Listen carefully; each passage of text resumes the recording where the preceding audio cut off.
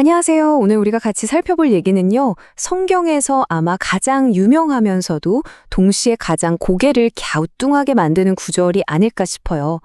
바로 낙타와 바늘귀에 대한 이야기인데요. 자, 한번 자세히 들여다볼까요? 자, 바로 이 구절입니다. 정말 처음 들으면 좀 충격적이지 않나요?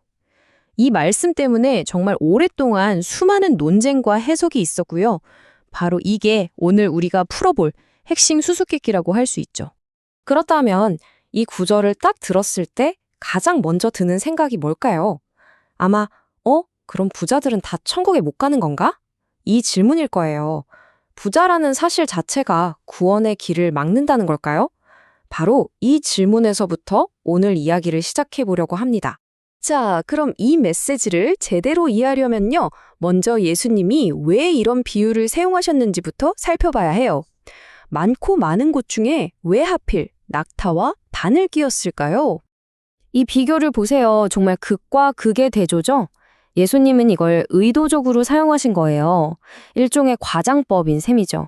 당시 사람들이 알고 있던 가장 큰 동물, 그리고 일상에서 볼 수 있는 가장 작은 구멍, 이걸 딱 붙여놓으면서 이건 인간의 힘으로는 절대 불가능하다는 걸 아주 강렬하게 보여주신 겁니다. 좋아요. 그럼 이제 관점을 한번 살짝 비틀어 볼게요. 예수님이 정말로 모든 부자들을 비판하려고 이 말씀을 하신 걸까요? 그렇다기보다는요. 사실 특정 인물, 그리고 그 사람이 가진 아주 특정한 사고방식을 짚고 계셨던 겁니다. 모든 이야기에는 배경, 그러니까 맥락이 정말 중요하잖아요. 이 말씀도 마찬가지예요. 예수님이 한 부자 청년을 만난 바로 직후에 하신 말씀이거든요. 그 청년이 영생을 얻고 싶어 했는데 가진 걸 다 팔고 나를 따르라는 말에 결국 슬퍼하면서 돌아가 버렸어요. 바로 이때 예수님이 말씀하신 부자가 바로 이런 마음을 가진 사람을 가리키는 거죠. 그러니까 진짜 문제는 돈이 얼마나 많냐 적냐가 아니었던 거예요. 핵심은 바로 이 사고 방식입니다. 뭐든지 돈으로 살 수 있고 내 노력으로 얻을 수 있고 심지어 구원마저도 그런 식으로 획득할 수 있다고 믿는 바로 그 태도 말이죠. 자, 그런데 여기서 진짜 흥미로운 건요, 예수님의 제자들 반응이에요. 놀랍게도 그들조차 예수님이 말씀하시려던 핵심을 제대로 이해하지 못하고 있었거든요. 제자들은 이 말을 듣고 정말 깜짝 놀랐습니다. 아니, 부자도 구원받기 힘들면, 그러면서 묻죠. 아니, 그럼 도대체 누가 구원을 받을 수 있다는 말입니까? 근데 이 질문 속에 사실 제자들 나름대로 가지고 있던 생각이 고스란히 드러나요.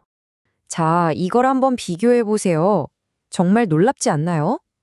부자 청년은 구원을 돈으로 살 수 있는 것이라고 생각했고, 제자들은 자신들의 희생과 노력으로 얻어낼 수 있는 것이라고 생각했어요. 어때요?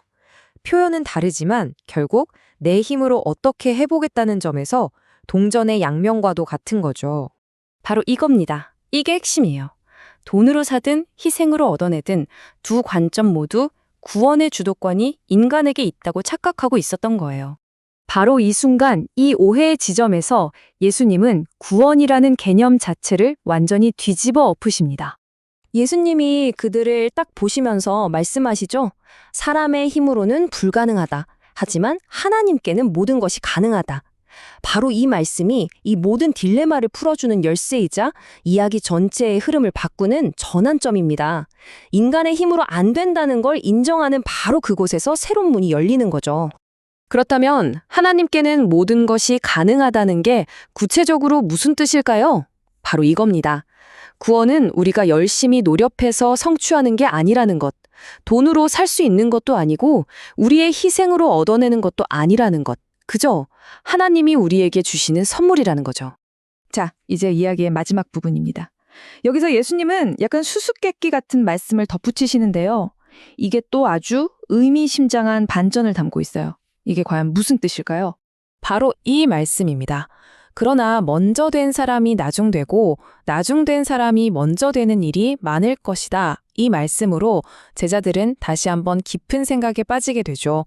이게 오늘 우리 분석을 마무리하는 아주 중요한 포인트가 됩니다. 이 말씀을 흔히들 순서가 그냥 뒤바뀌는 거구나 라고 오해하기 쉬운데요. 이 구절을 깊이 분석한 해석에 따르면 핵심은 먼저 된 자가 탈락한다는 게 아니에요. 오히려 구원의 은혜가 나중된 자라고 여겨졌던 사람들에게까지 확장된다는 겁니다.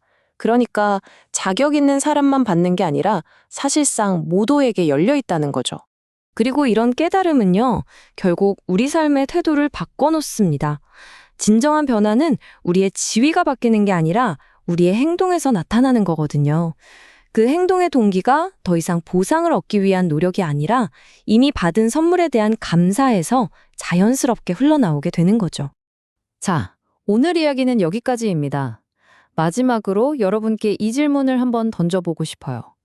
만약 구원이 내가 사거나 얻어내는 게 아니라면 우리가 매일 하는 그 모든 일들의 의미는 과연 어떻게 달라질까요? 이 질문을 마음속에 품고 한번 깊이 생각해 보시는 건 어떨까요?